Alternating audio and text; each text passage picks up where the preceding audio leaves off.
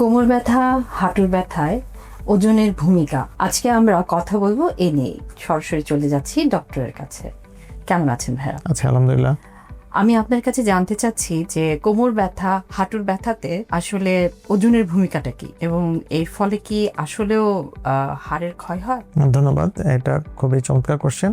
অবশ্যই হাঁটু ব্যথা এবং কোমর ব্যথায় ওজনের ভূমিকা আছে, কারণ আমাদের শরীর যখন গঠন হয়, আপনি যখন হাইট ওয়েট অনুযায়ী আপনার হাড় তৈরি হয়ে যাবে। আপনি যদি একজন 5 ফিট জনের হাইটের মানুষ হয়ে থাকেন এবং হাড়ের গঠনটা নর্মাল মিডিয়াম হয়ে থাকে, বা 70 কেজি নিয়ে আপনি জন্মেছেন, যে 70 কেজির ওজন নেওয়ার ক্ষমতা আপনার হাড়টা তৈরি হয়েছে, এর মধ্যে যদি আপনি 80 বা 85 কেজি ওজন দেন, তাহলে অবশ্যই পার্শ্বপ্রতিক্রিয়া দেখা দিবে। কি ধরনের পার্শ্বপ্রতিক্রিয়া দেখা দিবে? ফ্যাটিক হয়ে যাবে।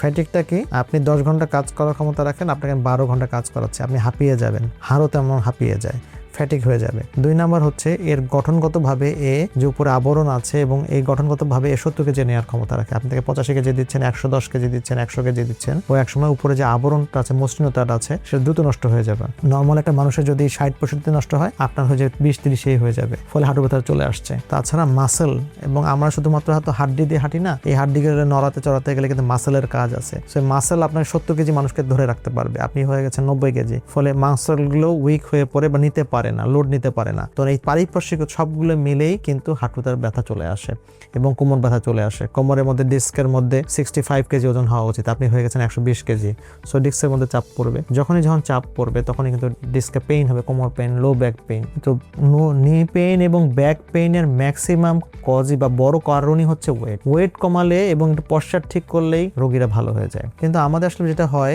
যে রোগীরা খুব কমাতে চায়, কিন্তু রোগীরা ক্ষেত্রে যখন কমাতে চায়, কমার ফলে যেটা হয়, বিভিন্ন পারিপার্শ্বিকতার কারণে তাদের কমানো হয় না। কারণ আমরা যখন আমাদের কাছে রোগীরা আসে এবং আমরা জাজ করি, যে দেখি যে তার ওয়েটের কারণেই নি পেইন অথবা ব্যাক পেইন হচ্ছে, তাকে যখন আমরা কমাতে বলি, তখন আসলে বেসিক্যালি সবার মাঝে আসে, স্যার কি খেয়ে কমাবো বা কিভাবে কমাবো, সহজে কিভাবে কমানো যায়। কারণ আমি মজা করে বলি, আপনি এই শরীরটা বানিয়েছেন কতদিন ধরে?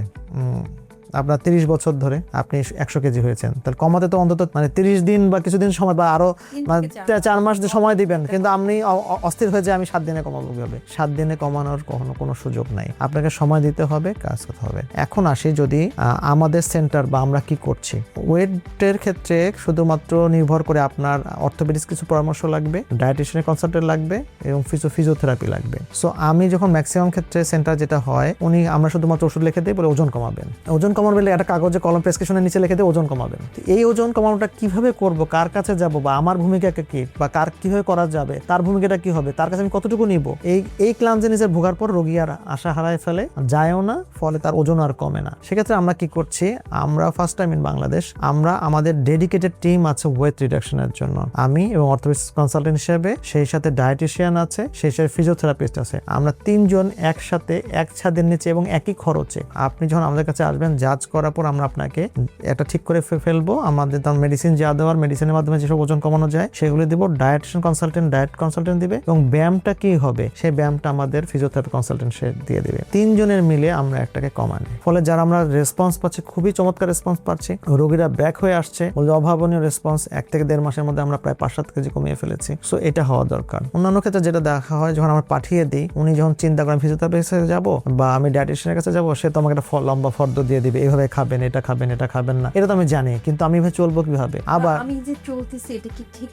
ঠিকভাবে হচ্ছে কিনা, এরপরে যে ফলোআপটা, তাহলে কি ফলোআপটা আমি ফিজিওথেরাপিস্টের কাছে দিব, বা ডায়েটিশিয়ানের কাছে দিব, নাকি অর্থোপেডিক্স কনসালটেন্টের কাছে যাব? সে যদি আবার আরো ভিজিট নেবে, আবার ফিজিওথেরাপিস্ট পাঠা দিবে, সে তো ভিজিট নেবে, আবার টেস্ট দিবে, তো রোগীর আর আশা ছেড়ে দেয়, আর যায়ও না, ওজনও কমে না, লো ব্যাক পেন, নি পেনও যায় না। তো আমরা যেটা করছি, আপনি একই খরচে আমাদের এক ভিজিটেই, আপনি আমাদের পাশাপাশি রুমেই আমাদের একসাথে বসে আমরা আপনাকে দেখে জাজ করে একটা ফর্মুলা দিব, ওষুধ দিয়ে দিব, কিছু মেডিসিনও থাকবে ওজন কমানোর, কিছু ডায়েটিশিয়ান কনসালটেশন থাকবে, কিছু এক্সারসাইজ থাকবে যেগুলো আপনি করবেন, এবং আপনার জন্য ডেডিকেটেড করা থাকবে। এবং এই ফর্মুলা যে আবার আরেকজন রোগীর ক্ষেত্রে তা না, আপনার নির্ভর পার্সন টু পার্সন নির্ভর করে, এবং আপনাকে জাজ করে আমরা যা পাবো তা আপনাকে বলে দিব, এবং ঠিক আমরা কিছুদিন পর ফলো আপ দিয়ে আপনার 1 থেকে 1.5 মাসের মধ্যে ইনশাল্লাহ আপনার ওজন কমাটা অনেক টাকা কমিয়ে দেবো, যেটা আপনি কখনো আগে চিন্তাও করেননি। এবং আমরা যেভাবে আগাচ্ছি, রোগীদের রেসপন্স খুব ভালো পাচ্ছি, তাদের ব্যাক পেইনও চলে চলে যাচ্ছে, নি পেনও চলে যাচ্ছে ওজন রিডাকশনের কারণে। সো আমাদের যে ওয়েট রিডাকশন টিমটা আছে সেটা নিয়ে আপনি আসতে পারেন। আমরা অন্তত একটু বলতে পারি আপনি স্যাটিসফাইড হবেন ওজন কমানোর ক্ষেত্রে, যেটা আপনি কখনো আগে চিন্তা করেননি। কারণ আপনাকে যেতে হতো 2-3 জায়গায়, একবার ডায়েটিশিয়ানের কাছে,